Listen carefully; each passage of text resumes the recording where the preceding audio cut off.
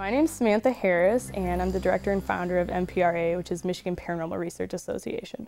It seems that my mom's side of the family, like every generation, there's a female that usually has some, I guess, psychic ability.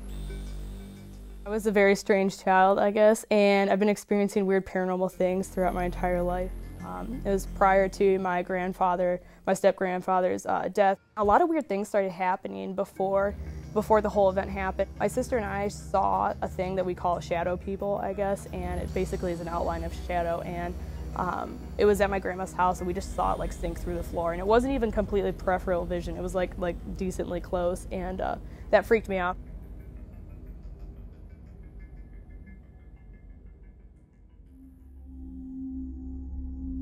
When I was a little kid, I could actually hear things like walking up and down the steps when everybody was sleeping, people talking outside my window, which there was no one there.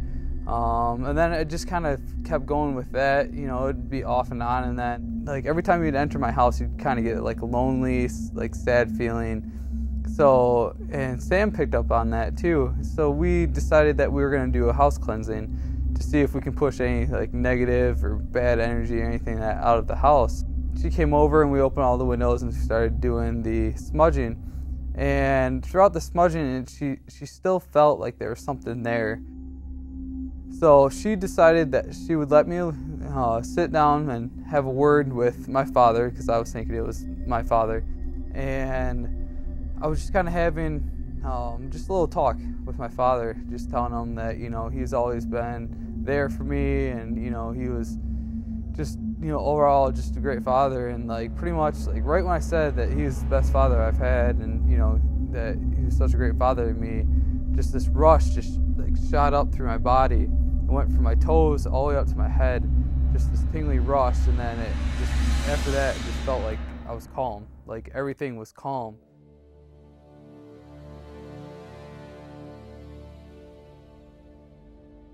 As a paranormal investigator, what we do is we seek out situations where people are unsure as to what's going on in their house or place of business, and how we usually approach the situation with investigating is a scientific background, but we also incorporate some spiritual stuff too to see if there really is something paranormal, or if it's rather something simple like, I guess, carbon monoxide poisoning is actually really common in a lot of situations.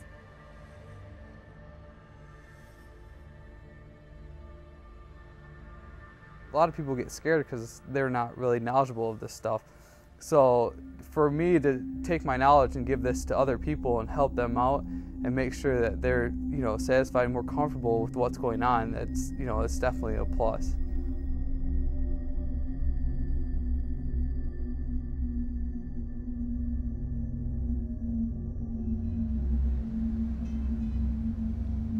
The Holly Hotel is notoriously known as one of the most haunted places in the nation, so we're really excited for our second investigation. This building has so much history in it. It burned down once, and then 65 years after it burnt down again, within the same hour that it burnt down 65 years ago.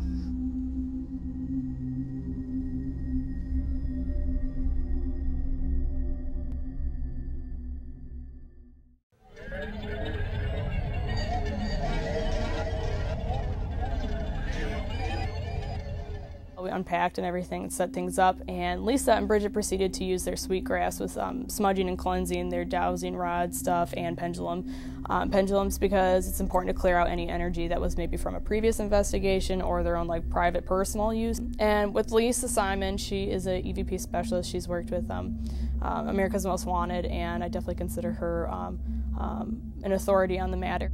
Bridget is Lisa Simon's good buddy that she's been mentoring for a long time too, and I would also say she's probably gifted with clairaudience. And so basically she was shadowing her as well.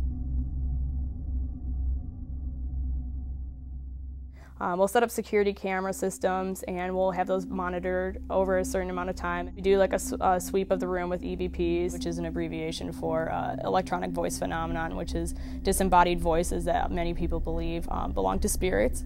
EMF is electromagnetic field, and basically we are energy, as we know, and we emit an actual magnetic field too. And sometimes we can pick up these spikes with the EMF that really indicate that something paranormal is going on. And of course, with the EMF, you have to sweep the room and make sure it's consistent. We'll go throughout the room and figure out the average temperature too, so we can verify that there are, cold spots going on, which is usually indicative of a spirit trying to manifest themselves. Okay, so I'm just going to say we've done some pendulum work where we're asking the spirits, like specific questions in the yes and no format, like, are you here? Are you happy?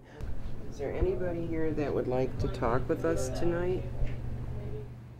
It's a form of divination, and with pendulum work, basically you can do yes-no questions, or you can even set up like a chart on a table. It could have numbers or letters, almost kind of like a Ouija board. We use that to navigate, I guess, the whole investigation to see maybe we can get a response from people, or spirits more so. Okay. How many of you are present? Is it more than 2? Are there any children with us right now?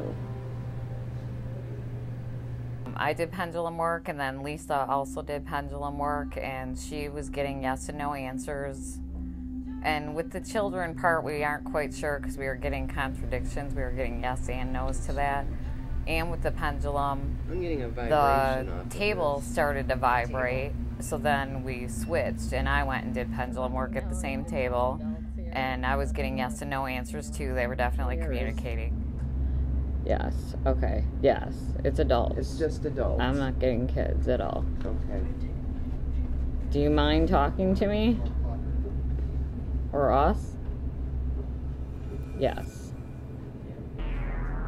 We're only going to be here for a night, so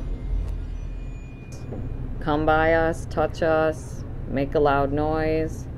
And you're right, the table's vibrating now. Yes, see, that's right. And there's Okay, nothing else. so you're letting me know you're here, aren't you? You're letting us all know that you're here.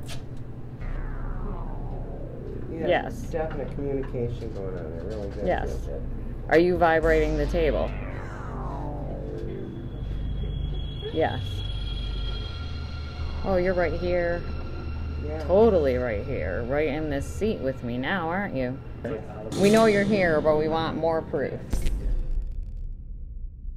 If the lights are off, it's just, you always get these weird feelings of like just you're not alone or people are watching you, and it kind of seems like it's like a misery is what kind of like the feeling I get. It's just like a real sad feeling, like a lot of great pains happen, like definitely downstairs in our basement too. It's just one place I really just don't want to be by myself, because like when we go down there at the end of the shift, we have to turn off all the breakers and kill the power, so it gets pitch black down there. So I always am like lighting like my lighter, trying to create as much light as possible, but it just always seems just like it's too dark. Vortexes are believed to be a wormhole, I guess you could say, through the spirit world, and like energies and things can come in and out. It's like a doorway, gateway kind of thing. And I believe there's actually something similar to that in the Holly Hotel. There's so many spirits and such a high degree of spiritual activity, it's really hard to pinpoint how many spirits there are.